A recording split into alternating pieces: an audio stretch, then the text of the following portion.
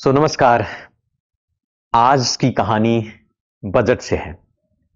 जैसा कि आप सभी जानते हो कि 1 फरवरी को बजट रिलीज किया गया। आज हम डिटेल से बजट के बारे में समझेंगे कि वास्तविक रूप से बजट क्या है और इस बार बजट का अलोकेशंस कैसे हुआ, किस मंत्रालय को कितना बजट मिला। हम यह समझने की भी कोशिश करेंगे कि जो राजस्व है, रेवेन्यू हो, इस बार कितना आपको इकट्ठा होने वाला है और सरकार कितना खर्च करने वाली है, क्योंकि बजट तो वही होता है ना, फाइनेंशियल ईयर में कितना हम रेवेन्यू कलेक्ट करेंगे और कितना हम खर्चा करने वाले हैं। तो थोड़ा अंतिम तक बने रहना होगा और अगर नए हैं तो इस चैनल को जरूर सब्सक्राइब करें। तो ध्यान से इसको समझिए। सबसे पहले बजट की कहानी को यहां से समझते हैं कि बजट जो है, यूनियन बजट 2025, हम लोग समझते हैं उसके कॉन्सेप्ट को। थोड़ा सा मैं एक्सप्लेन कर देता हूं। दरअसल बजट जो है ना, शब्द हमारे कॉन्स्टिट्यूशन में नहीं है। हमारे संविधान के आर्टिकल 112 में बजट के जगह पर एनुअल फाइनेंशियल स्टेटमेंट की बात कही गई है।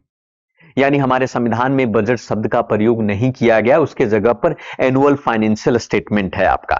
इसी एनुअल फाइनेंशियल स्टेटमेंट को हम लोग पढ़ने वाले हैं और ये जो एनुअल फाइनेंशियल स्टेटमेंट है, एक तरीके से रिसोर्सेज का मोबिलाइजेशन से संबंधित होता है। अब इस बजट को आप समझिएगा तो डिपार्टमेंट ऑफ इकोनॉमिक अफेयर के अंडर में इस बजट को डिवीजन किया जाता है। बजट एक टूल्स है जिसके थ्रू जो है देश के फाइनेंशियल रिसोर्सेज को मैनेज किया जाता है।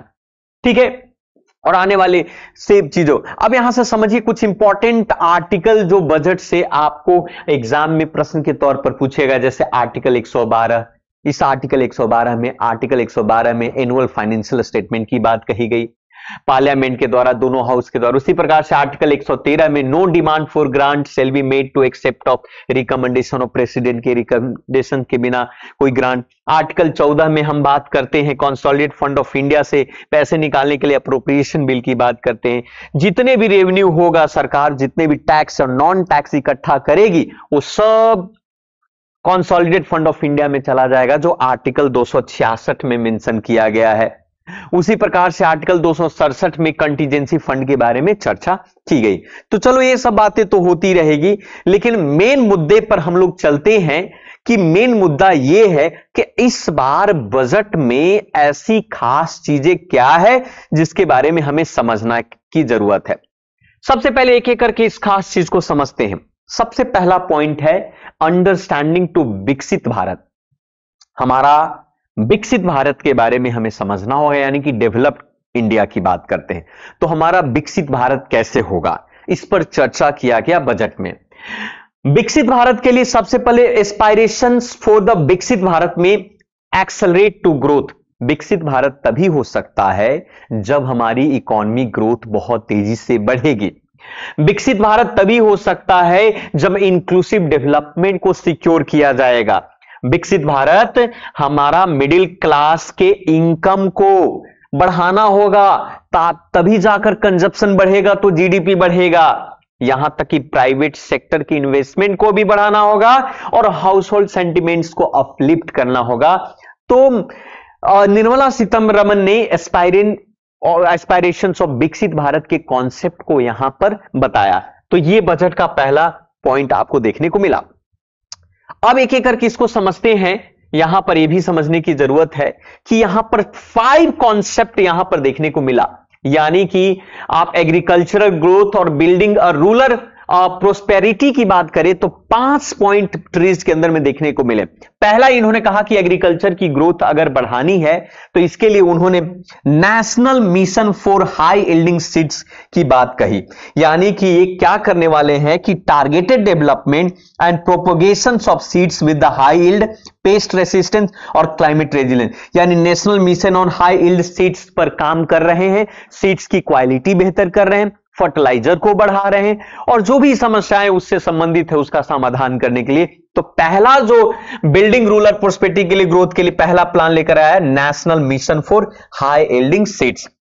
दूसरा, केवाईसी के थ्रू क्रेडिट को इनहांस करने की बात कही गई बजट में। यानी कि शॉर्ट टर्म लोन देने की बात कही गई है। यानी किसानों को 7.7 crore farmers, fisherman, dairy farmer, इन सभी लोगों को 5 लाख तक के लोन को इन्हांसमेंट की बात किया। यानी 7.7 करोड़ फार्मर को 5 लाख से अधिक लोन देने की बात कही गई।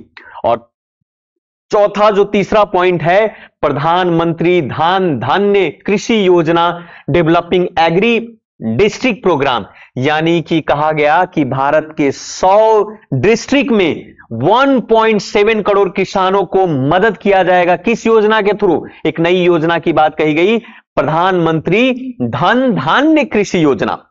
फिर पांचवा बात किया गया, चौथा बात किया गया, मिशन फॉर कॉटन प्रोडक्टिविटी, यानी कॉटन की प्रोडक्टिविटी को बढ़ाने के लिए 5 साल का एक मिशन प्लान बनाया गया, जिससे कॉटन फार्मर को की सस्टेनेबिलिटी को बेहतर किया जाएगा, उनकी इनकम को इनहांस किया जाएगा, प्रोडक्टिविटी को इनहांस किया गया। और मोस्ट इंपॉर्टेंट एक बना बिहार के लिए, खास एक बिहार के लिए एक मोस्ट इंपॉर्टेंट बनाया गया है, आपका इस योजना में ऐड किया गया इस बजट में, makhana board in India. Makhana board in India, यानी कि मखाना जो है 80 से 90% दुनिया का जब मखाना का प्रोडक्शन बिहार में होता है, तो बिहार में एक मखाना बोर्ड की स्थापना की जा रही है, ताकि आपको बता दो कि एपीओ के ऑर्गेनाइजेशन और मार्केटिंग और वैल्यू एडिशन और प्रोसेसिंग प्रोडक्शन से संबंधित को इंप्रूव करने के लिए मखाना बोर्ड ऑफ इंडिया, जैसे टी बोर्ड ऑफ इंडिया है, कॉफी बोर्ड ऑफ इंडिया है, वैसे मखाना बोर्ड ऑफ इंडिया बनाने की बात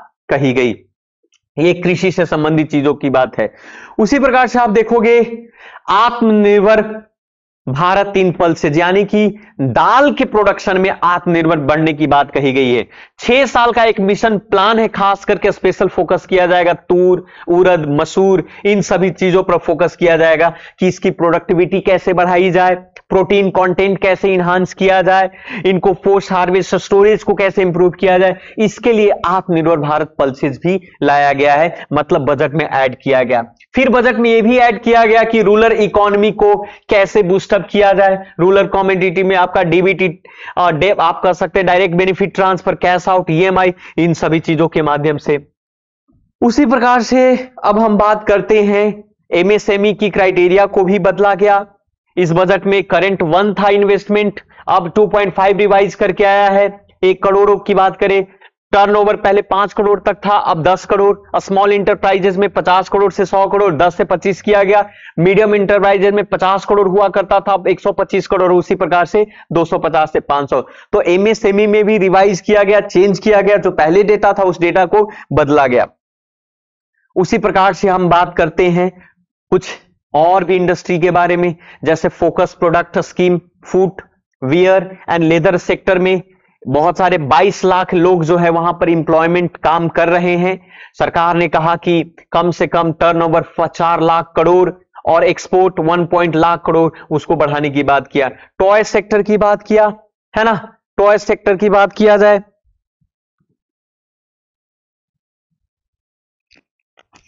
ठीक है, तो ये इस तरीके से हम समझ सकते हैं।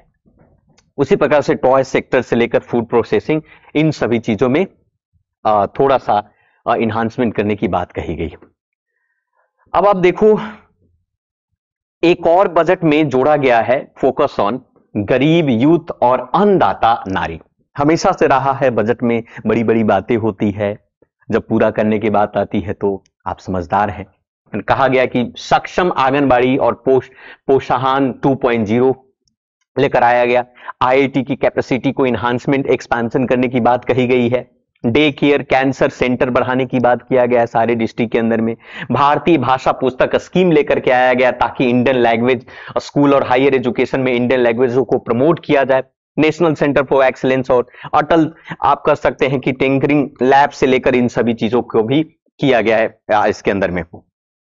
उसी प्रकार से आप देख सकते हो कि इन्वेस्टमेंट की बात करें तो कहता है कि इन्वेस्टमेंट इन पीपल और इनोवेशन इन इकोनॉमी को लेकर के।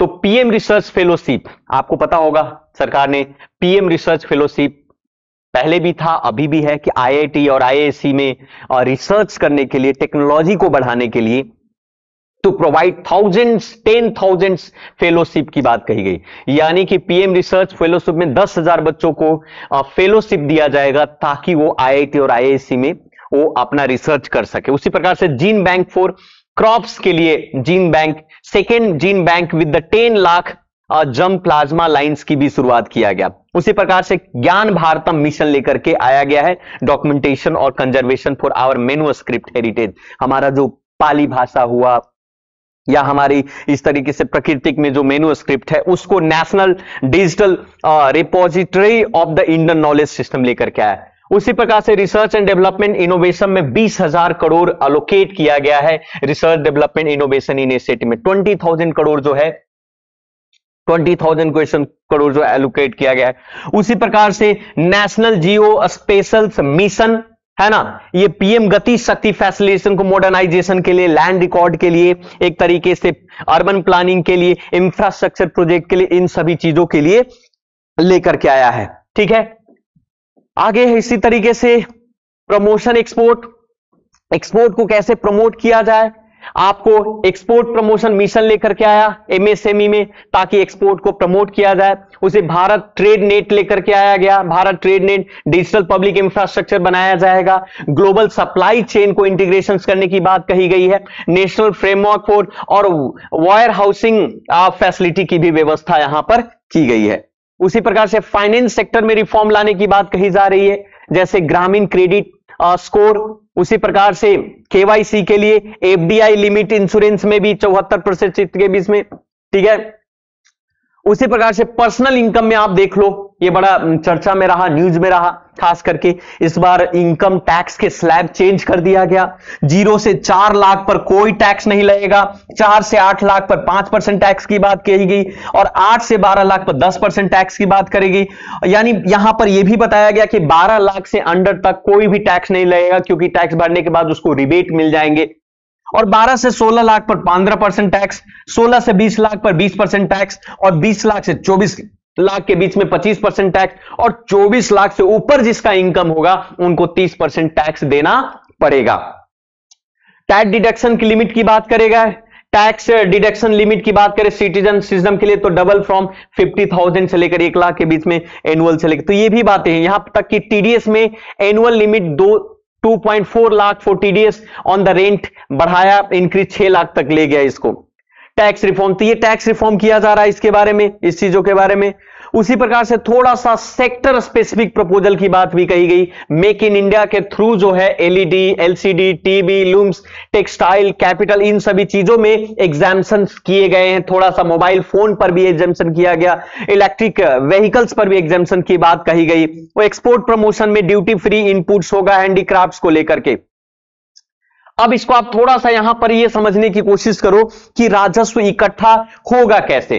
तो आपको बता दूं कि इनकम टैक्स से 22% पैसे इनकम टैक्स से आएंगे और 5% टैक्स जो है यूनियन एक्साइज ड्यूटी से आएगा, 18% टैक्स आएगा जीएसटी से और 17% टैक्स कॉर्पोरेट से आएगा और कस्टम से 4%, नॉन डेप्ट कैपिटल से 1% और 9% नॉन टैक्स से और 24% टैक्स जो 20% जो पैसे आने वाले हैं बोरोइंग और अदर लाइबिलिटी से आने वाले हैं। यानी 1 रुपया अगर आएगा तो ये परसेंटेज, यानी सबसे ज्यादा पैसे किससे आएंगे?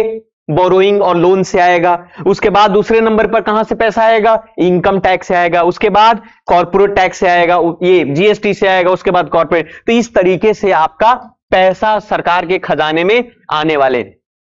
और पैसा खर्चा कहां करेगी सरकार, ये भी देखो, पैसा कहां जाएगा तो ये भी देखना होगा, हमें समझना होगा। तो पैसा कहां पर खर्च करेगी सरकार, तो ये खर्च करेगी इस तरीके से। देखो यहां देख सकते हैं कि सरकार इंटरेस्ट पेमेंट पे 20% खर्च करने वाली है, सेंट्रल सेक्टर स्कीम पर 16%, उसी प्रकार 6% major subsidy, 8% defence, 22% state share और ड्यूटी पर, finance commission 8% central sponsor scheme और 8%। तो इस तरीके से पेंशन पर 4% खर्चा करने, तो पैसा यहां पर खर्चा करेगी इस तरीके से। उसी प्रकार से रिसिप्ट की बात करें, देख सकते हो आपका रेवेन्यू रिसिप्ट, ये देखो आपका 25-26 में 34.2 आने वाला है। और कैपिटल अगर रिसिप्ट की बात करें तो उसमें आपका 16.4% कैपिटल रिसिप्ट से आएगा। ये सब तो आप लोगों ने पढ़ा होगा। वहीं पर खर्चा की बात करें तो 15.5% इफेक्टिव कैपिटल एक्सपेंडिचर होगा और 39 रेवेन्यू एक्सपेंडिचर होगा। सबसे मोस्ट इंपॉर्टेंट बात ये लोग हम लोग समझ लेते हैं कि बजट में सबसे ज्यादा फोकस किस पर किया गया।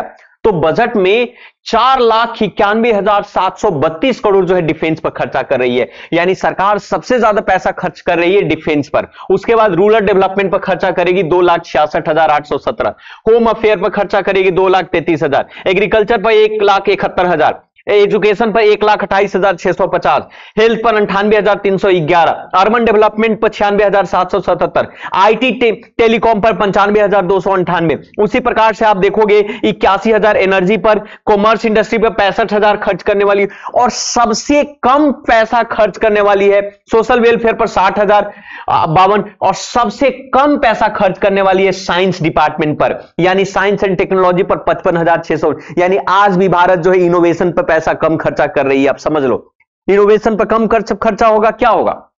लोग बेरोजगार होंगे, नए नए रोजगार उत्पन्न नहीं होगा, तो सरकार सबसे ज्यादा कम साइंटिफिक डिपार्टमेंट पर पैसा कम खर्चा करने वाली है। तो ये सोचने वाली बातें हैं।